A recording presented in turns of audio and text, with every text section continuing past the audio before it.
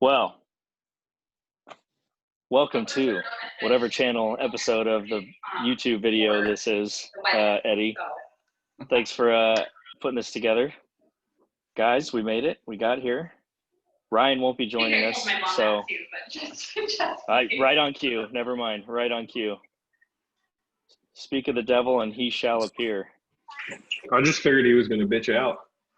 I wasn't expecting him to come, but here he is in the flesh.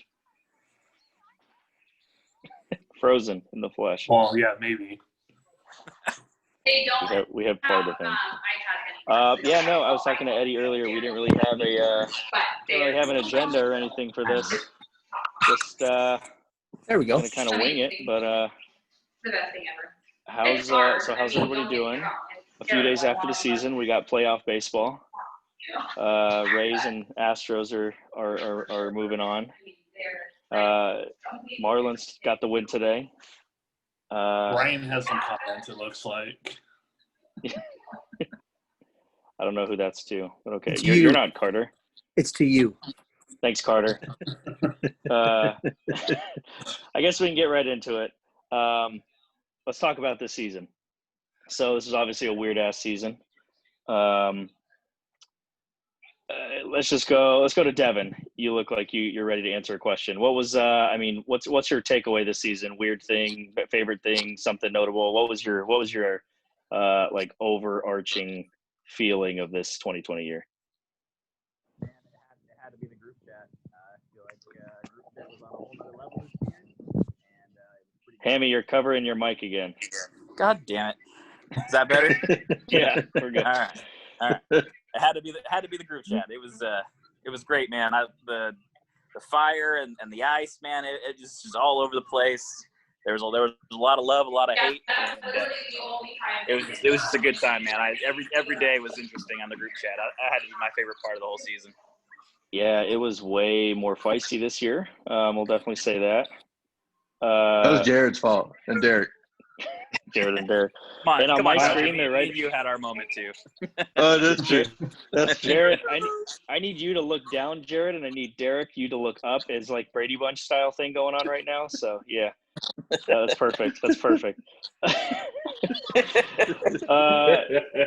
Eddie, let's go to you. What were your thoughts of the year? I'm glad it happened. We had a couple scares right away with the Marlins pretty much taking like 2 weeks off. So it was interesting to see if the games were going to get played.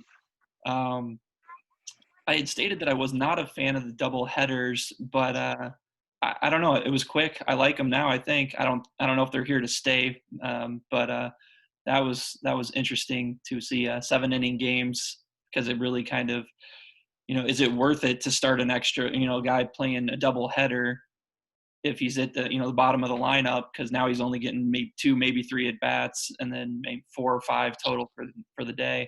And I think the big thing that everyone really enjoyed was the multiple matchups, which you guys have talked about countless times. So I'm sure that's here to stay. Ryan Douglas, let's go to you really quick. What, like Eddie just brought up, as far as Major League Baseball, the double headers, do you think what do you think's here to stay as far as Major League Baseball, some of the new changes that we've had? Yeah, I think I don't know if the 7 innings will stay. I think that and I definitely think that this man on second going into extra innings will not stay. But I will say that the universal DH is here for good, I think, moving forward. But I think we're going to see more traditional baseball next year, outside of the DH now in the NL. Yeah, most definitely. We got a visitor, our first visitor of the night. What's going on? Hi. Hey. What do you think about baseball in 2020? Do you like baseball? Yeah, I like baseball. Oh, Yeah. That's The future good. is Oh, bright. girl. Teaching her right. You can stay in the league, Hammy. I was worried for a minute. Let's look at some season-wide team or season-long for individual team questions here. Eddie and I kind of came up with a few things. Ryan Christensen, what was your you can answer like best waiver ad, a player you kept too long, your team MVP. Kind of a quick little answer of a particular player or two from your season that stands out. Player I kept too long, Jock Peterson. Just never did it. Ended up making some good moves from it. But I also really liked a couple of the guys late. Olivares and Garcia after Eddie dropped him are two of the guys that I kind of had eyes on, knowing that they weren't the 2020 guys, so we could add them if we needed to and have a little bit of control with them going forward. I think the future is bright. It'd be interesting to see kind of how the RFA plays out, because there's a lot of guys that are RFA eligible that a lot of guys have control over. And with going back to the five weeks of having to keep them on your team, I don't know what the bids are going to look like. So there might be a lot. And when I say a lot, I mean a lot of really cheap players that kind of come out of this season. We talked about it a bunch with Hammy's team, just how many guys he had with the $1 RFA ads that he's going to have control over. And if he can maintain even 3 or 4 of those guys, his team looks really bright just from that aspect as well. It's almost like you're adding a rookie contract, but it's even cheaper. So. Hammy, he just continues to try to give you the kiss of death. He does not want you anywhere near him in 2021. Jared, why don't you can give us kind of the same type of rundown as Ryan, a team MVP, favorite waiver ad, somebody you kept too long.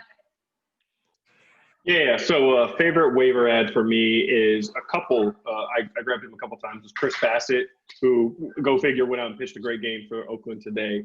So that was nice. Shout out to my boy Bauer, doing it big, talking shit, and setting a Reds postseason strikeout record. Guy kept too long. I got a couple, to be honest. I stashed David Dahl on the IL. So much talent. I'm a homer for the Rockies, obviously. What? No. Rep And no clue. First we're hearing of it. Straight up, somebody's got to do it. You know what I'm saying? So I think David Dahl I kept a little too long. Him and then my other was Chris Davis, because Chris crushed Davis out of Oakland. He never really put it together this year. Really not a good year for him, and no positional flexibility. So those are mine. MVP, man, it's got to be one of my 2 shortstops between Trey Turner and Tatis. Trey Turner was like the hottest hitter in baseball for the last month of the season, and then Tatis is just unbelievable. I think I've had a text from just about everybody in the league asking what the price is for Tatis at this point. So I'd say it's either him or Bauer for me. I see the text that just came through. I think you mean that's Derek. That's not Eddie. That's Derek Stoppelganger, Derek Shepard, the Ben Roethlisberger pick there. Speaking of Ben Roethlisberger, Derek, let's go to you. Same questions. MVP, your team MVP, your best waiver ad for you, or player you kept too long.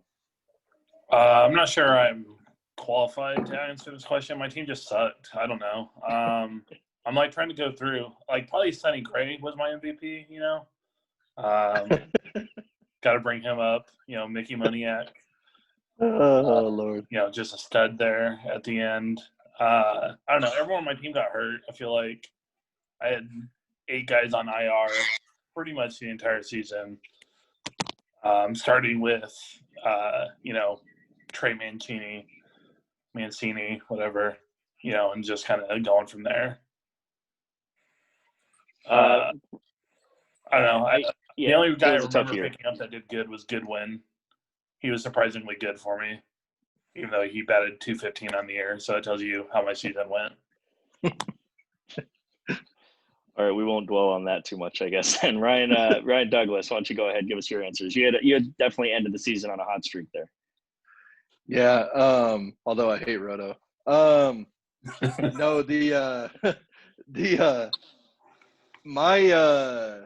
my best waiver ad happened to be Gene Segura, and it was because I had just traded Lindor to Eddie for Scherzer and Luke Voigt, and Corey Seager got hurt, and so I had like no shortstop for like 2 days, and so he had dual eligibility, and so I picked up Segura, and he got hot because he was like cold, and he was just like the best option at the time that can cover that shortstop position, and he ended up getting really hot and actually helped me out quite a bit. He even covered for second when Altuve went down.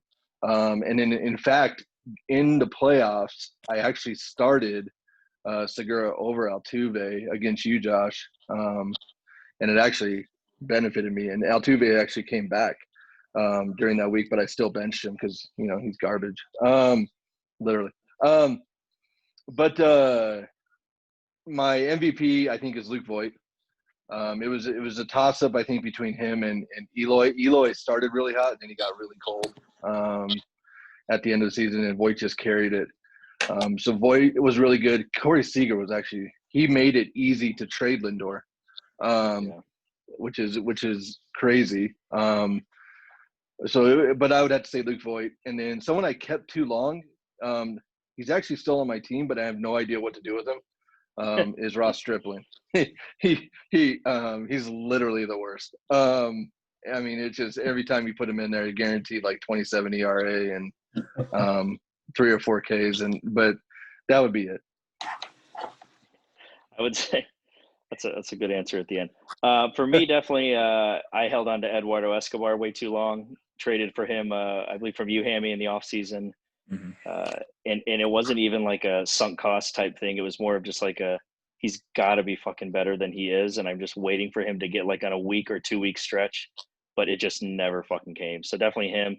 Also Oscar Mercado, who I brought back in the RFA in the offseason, who I was really expecting big things from him.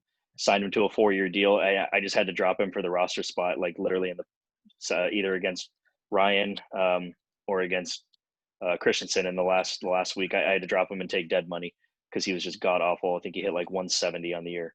And I wasn't super active during the year waivers wise, but probably some of the bullpen arms that I just added for holds or saves kind of helped me get through some of the weeks. So definitely the most shuffling we saw this year. Waiver wires, people moving up and down, trying to fill roster spots. It was definitely a challenge, made it interesting. That's for sure.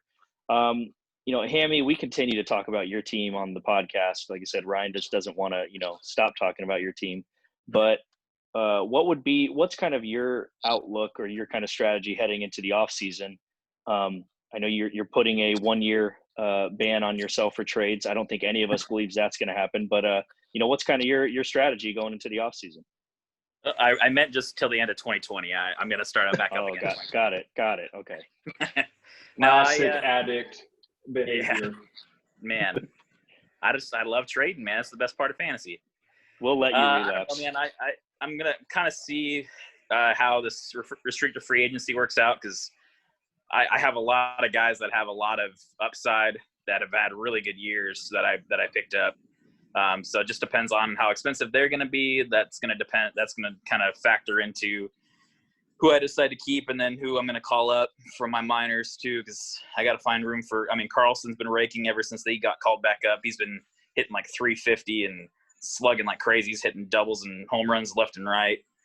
Brian Hayes was a monster as soon as he got called up, and so I got to find room for those guys. Which at this point it's really not hard to find room on my team, because I don't have a lot of talent right now other than those young guys that I signed this year. So, they could just become trade pieces based off the restricted free agency, and see if I can get some other young guys in, or maybe even some veterans, and try and compete next year.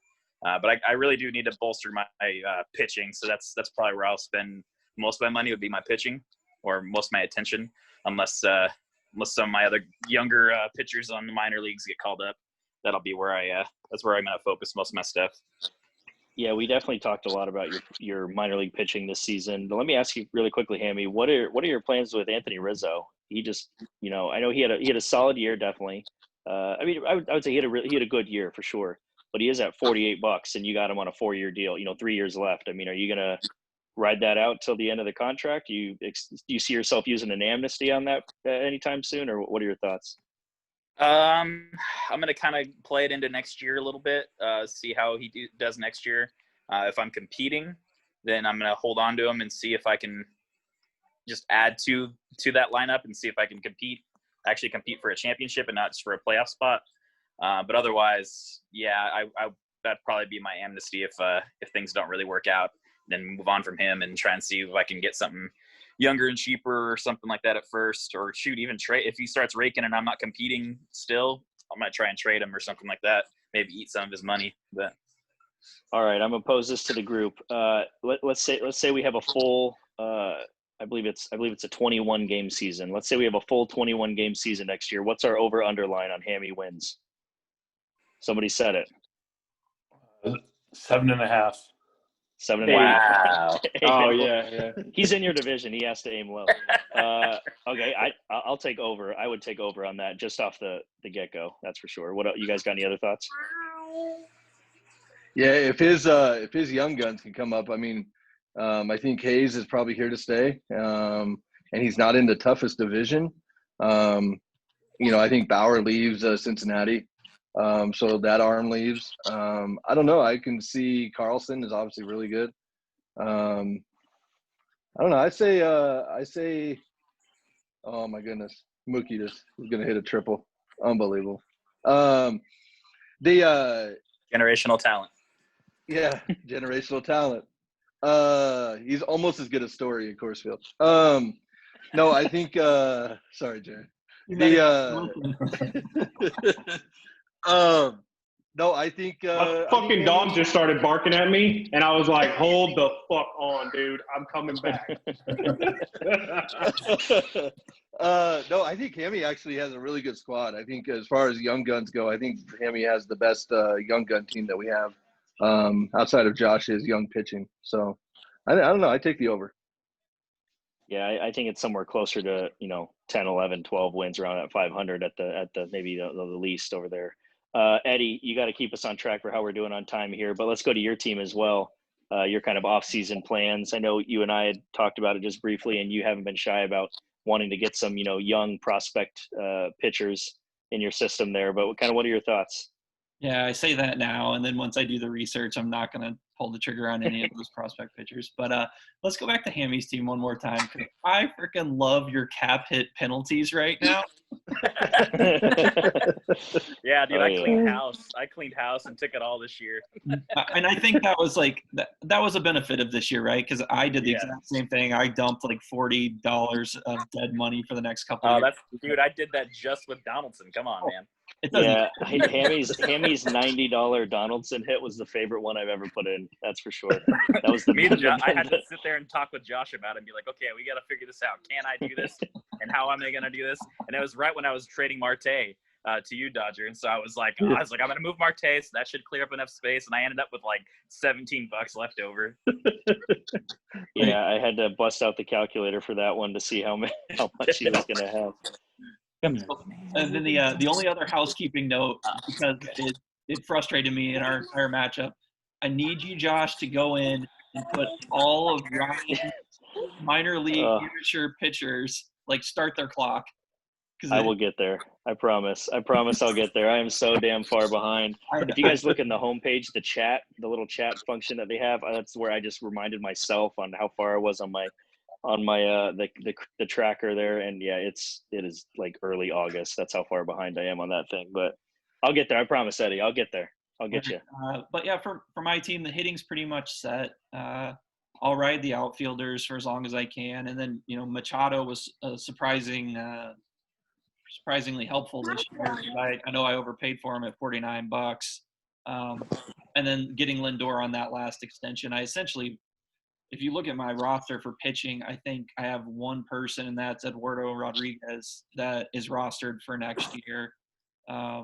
I made a bunch of claims to do some RFAs. We had talked about depending on what happens with Clevenger this off season, I'm probably just going to match whatever the bid is on him because I do need some pitching.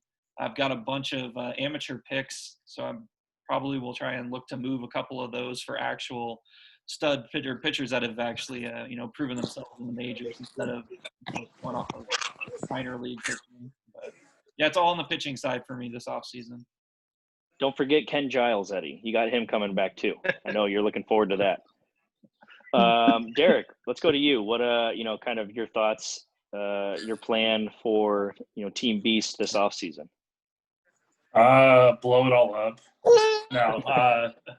it's not good enough to blow up. No, I mean, it's obviously, started the rebuild after getting rid of my offensive players last year. And, still have room to – it's kind of the anti-Eddie plan. I need to work on offense more than anything right now. I think the pitching's in a decent spot, especially if, Mad Bum and Kershaw have better years next year. Mad Bum specifically. So, that's like my big thing. I think my biggest push is going to be push for more amateur players on our rosters, push for bigger amateur draft. That's going to actually be the focus of my off season. 40-man roster. My team be damned. That's not important. I need more minor leaguers. I need more drafts. Dude, just drop some of them damn pitchers that you have. Well, I mean, if we only have 3 draft picks, I can't fill the 8 shitty spots on my minor league roster that could be replaced with actual players. This is great. I don't know, man. I do. I think Eddie brought it up. What is the likelihood that you end up using the amnesty on Mad Bum, Derek? Or do you think you're going to keep going through next year with him? Well, I feel like I still have a lot of salary cap room. I haven't looked at exactly what the number is. So it just kind of depends on where I get with that. I also feel like I used my amnesty, so I don't know if I'm able to use it again just yet, or if I still have one more year. I don't know where you're at for sure with that. You're at $87 right now. Yeah. So you got the room for it for sure. I have the room to hold on to them, just in case, like, this stupid fucking season, like, maybe with a real off season, and being able to do more fake or, more rodeo under his alter ego, like, he'll be doing much better next year. Oh yeah, if you let him ride his horse this off season, he does a little better. I didn't do it for Eddie, and we'll come right back to you, Eddie. But so 21 game season, what's the over under for Team Beast next year? Somebody said it. Hammy, Derek said yours at 7.5. I'll let you set his. Ah, man, I haven't even looked at his team. I mean, pick 7.5 or lower. That's. I was gonna set it at 8. I was gonna give you a little bit more love. I was gonna say all you have to do is just set it one more win, and you're not the asshole. Yeah, so, exactly. I didn't even go that far, Josh. I did half a win. There you go. Let's see, Eddie, and then Team Eddie. What would we set our over/under line for 21 wins next year? Team Eddie Moneyball. There we go. Jared, why don't you set the line for Team Eddie in 2021? Depending how the offseason shakes out, I'm going to give him an over/under of 14. I think that's a solid number. Definitely, that's a solid number. 13.5. Yeah. Let's keep it on you, Jared. You made it to the playoffs this year. Definitely were one of the stronger teams in the league. Ran into some bad luck category wise, because I know Roto, you were definitely one of the top teams, one of the top 2 teams, if anything, all year Roto. But what is your kind of off-season plan for Team Demo? Yeah, that was a little frustrating to lead the league in Roto for fucking 6 straight weeks. And then I think you took it by half a point at the very end. It was like 112.5 to 112. I'm pretty happy with how my team made it out through COVID. Had some injuries, which, that always sucks. But honestly, I think I need to take a page out of my man Eddie Moneyball. I need to get me one of them stud outfielders. I think if I had some form of outfield consistency, without Gallo hitting in the 180s this year, I think I would have had a much better chance. But yeah, I mean, my pitching's good. I'm definitely going to RFA Bassett. Very pleased with how Bauer and Ryu shook out, so that's nice. My relievers kind of sucked some major dick for a little while, which pissed me off. Really hoping that I could rely on the enemy that is Blake Trinan. And Dave Roberts just completely ineffectively uses that bullpen, so that's kind of frustrating. But yeah, I'm looking forward to 2021. I got some young cats. I hope Nolan Arenado pulls his head out of his ass. Because, of course, I got his jersey for my birthday this year back in July, and then he turns in his worst season of his career. I don't know. Well, once he leaves Coors, he just needs to leave Coors this year, which is probably going to happen. Then I'm sure he'll be returned to superstardom. But that is going to be Go ahead, Eddie. Jared, what shortstop prospect are you going to draft in the first round this year that's going to turn into an all-star in his first season? I'm probably going to Rule 5 Wander Franco from Irby, so I hope he watches this. But no, I've been super lucky with shortstops, man. Holy fuck. I can't I can't complain there. And honestly, like it's gonna be nice having Trey Turner for the next 2 years in arbitration, and then Tatis will just take over from there. So I don't know. We'll see. Like I said, I need to get me an outfielder. If I had one of those outfielders, even a Yelich who barely made it over the Mendoza line, that would have been better than trotting out Gallo and Dylan Moore, for that matter. Now, you don't have too many long-term, super expensive guys on the roster, so I won't ask an amnesty question, but give me your then, Jared. Who do you think won the John Gray or Max Kepler trade for you and I? Because I think it ended up pretty even. Both of us get some underwhelming production, I think, for each guy. Yikes. Yeah, John Gray, there was I think his third start of the season, I was like, this motherfucker's back. Like, there it is. Like, here we go. And then he goes and he gives up like 6 runs in three innings pitched the next, and then ending the season on the IL. Yeah, I don't know. We'll have to see how it shakes out. I'll take him in arbitration. And then I think Kepler's a great young outfielder. The batting average and the OBP just scared me, which is why I was willing to include him in that deal we made. But I will say, whatever I traded you for Nick Pivetta, you won that one. Because Nick Pivetta is my dead money right now. Yeah, I just came across him, sitting at $17 on your cap there, only for this year though. So at least, and I think honestly, it was a late third rounder, nothing big, that's for sure. But yeah, I agree. The Gray for Kepler trade was a little underwhelming. Let's go to Dodger, Ryan Douglas. Let's go to you. What are your what's my over under? We got to give an over under. I'm sorry. 1.5. One team demo. Hey, I'll take that along with that $20 you owe me for the Dodgers. Oh, that'd be right. I do need to send it to you. Yeah. In a 21 game sad. season, I'll set demo right now just because our division is so tough. All 14, you got to think Allen's going to bounce back, and Dodger obviously went to the semifinals too. I'll set it somewhere around. I'll give you 12.5 right now. I would not be surprised if it was over, easily over. I think it's going to be all 4 of us are going to be in a long season hovering around 500. To be honest, it's going to be a tough division, and just within that division as well. Let's go over to Dodger. Ryan, go ahead and talk about your off-season strategy. Yeah, I think, man, I have a couple of pitchers that are I really need to hit. I need Whitley to come up. Really to kind of solidify it. Luke Weaver, for some reason, I think he is who he is, which scares me a little bit because he has all the right stuff. And he's probably one of the most frustrating pitchers, and I'm not a Diamondbacks fan. I'm sure you guys are dealing with it. But, man, he looks so good. Strikes out a lot. He just needs to hone in a lot of things. But Dylan Cease is another one that's just kind of confusing. Dodgers are going to walk their way to a win. My hitting is good. I mean, I have one more year to go for it as far as offense goes before I have to really start thinking about, okay, I'm going to have to be big in free agency and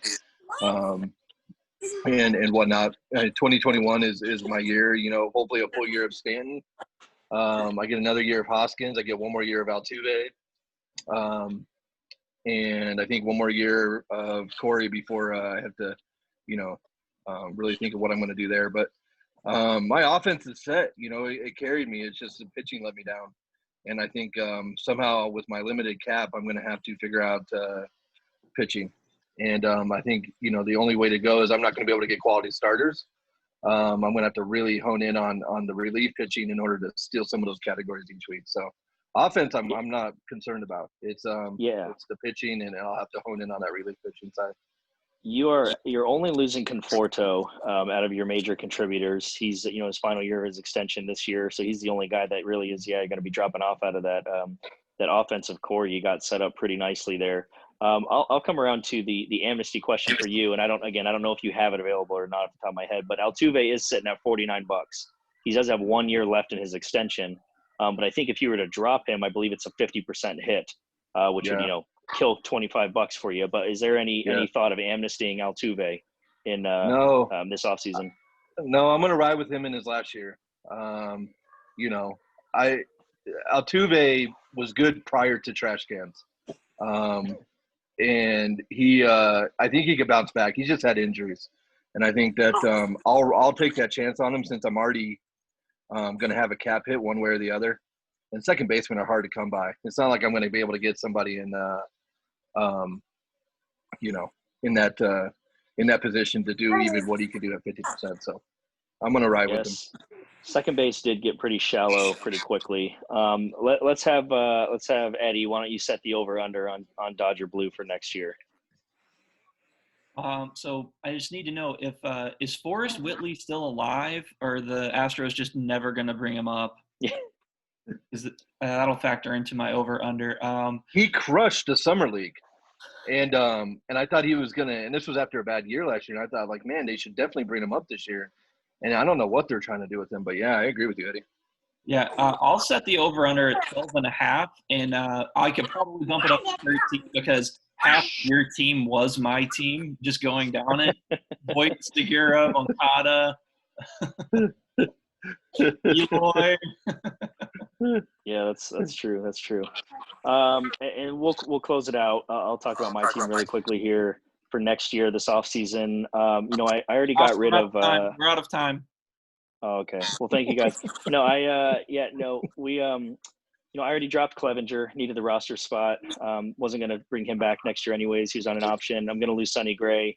Can't bring him back. Got a lot of RFA guys to decide on if I want to extend this year as well as far as the pitching. Otherwise, the pitching is going to pretty much stay the same next year with Beaver. One more year of Cole. Then I got my rookie contract guys with Snell, Flaherty, and Giolito. So I don't know that I'm going to be doing too much adding in the offseason as far as pitching. And then in my offense, kind of similar to Dodger, I got kind of one more year on some of these guys with Yelich, Freeman, even my 21 guys, Turner, Ozuna. I got them on 2-year deals expiring in 21. So I'm going to have one more year, try to ride this out, see how close I can get to a repeat. Would love to try it, but the divisions are just so good in the West Valley there with Demo, Dodger, both teams making the playoffs, and again, Allen's going to come back, so it's going to be super, super competitive. I really think the only guy I'm losing offensively is Javier Baez. He's up for extension. Not sure if I'm going to extend him or not. He had a god awful year, and he's going to go up in price a whole lot. So, I don't know, and I'm short on cap space, so this might be a real quiet off season for me. Try to just run it back as best as I can in 2021. So I got some minor league dudes too I got to decide on. Yeah, you factor in, hopefully we resolve this being able to bring the rookies back down into the minors. So maybe you lose a couple of roster spots that way. Yeah, I mean, that's a good point. We're going to have to, all of us, if we vote on it or decide it, me maybe more than anybody. I know Ryan Christensen as well, but we're going to have to decide on how I make room for guys like keeping Mondesi up all year instead of dropping him up and down, Winker, in those pitchers. So it's definitely going to be an interesting kind of roster shuffle for myself, among other guys this offseason for sure. Let's see. Dodger, I know you're bitter. I know you're upset about how our playoff game ended there. Why don't you set my over-under on 2021? 21 game season. Honestly, probably I'd say 15. All right, I'll take that. Would not be surprised I'll take that. It's higher. I appreciate that. I'll take that for sure. Pounding that under. Pounding something, Hammy. I'll tell you what. Well, I know we only got a few minutes left. Thank you for mentioning the Astros, by the way, Dodgers. Thank you for talking about. Everybody talked about the Rockies and our complete ineptitude with prospects, so that made me happy. Literally, no one would talk about the Rockies if you didn't, though. That's the thing. You keep them alive, that's for sure. I'm fucking here for it, man. I'm a fighter. I stay from the bottom of the division. I punch up. You know what I mean? When's the Rockies only podcast coming, Jared? The Rocks Talks pods with Jared. When's that coming? Oh, when I just sit there and talk with myself all alone about how great I think the Rockies could and should be, and how I think Dick Monfort should sell the fucking team. I mean, it's already what he does when he plays with himself. He probably just needs to record it. It's true. It's true. Y'all Oh my God. When I'm fucking, in a porta john, 130 degrees in the Middle East, just fucking jerking and thinking about baseball.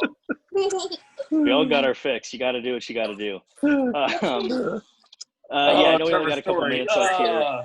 Eddie, I mean, you got anything you want to ask or anything else you want to bring up the last couple minutes? No, I don't really have a lot. I don't know if we want to go into any that aren't on the on here to set some over-unders. Yeah, you know what? We only got 2 minutes left. Let's just skip out on that. They're shitheads for not coming on. The one guy that's not a shithead here that I know we're all going to miss is JD. Just want to give one more shout out to JD. It was a pleasure having him in the league. I hope he is able to watch this and check this out. But I do hope nothing fucking changes easily here in Arizona. But if the laws change in Arizona and the sports gambling comes legal, the DFS and all that shit, I hope he can come back and we can make some room for him or something. Get him back in the league, whether it's through expansion or something like that. So. JD, again, if you're watching, I appreciate you, hopping in the league with us in year 2 through year 5. It's been a pleasure to have you in. I speak for everybody when I say that. But yeah, guys, we made it through year 5. I know when I started this league and was sending out invites, I was talking to Derek a lot, and as far as rules go, I know Ryan, you were one of the first ones we got in the league. Jared, you brought in Eddie through a Facebook post. Hammy, I think you were the same thing. You asked for some details on Facebook. I'll be honest, I didn't think we'd make it here, but here we are, boys. Here we are. Were we all in the original year? Josh, all of us everybody were. on this yeah. call? Yeah, Awesome. all of us were. So yeah, let's do it for another 5. What do you say? Let's do it. So guys. All right, guys. Hey, take it easy. Stay safe out there. We'll get you in 2021. Yeah. Awesome. Thanks, guys. Yeah.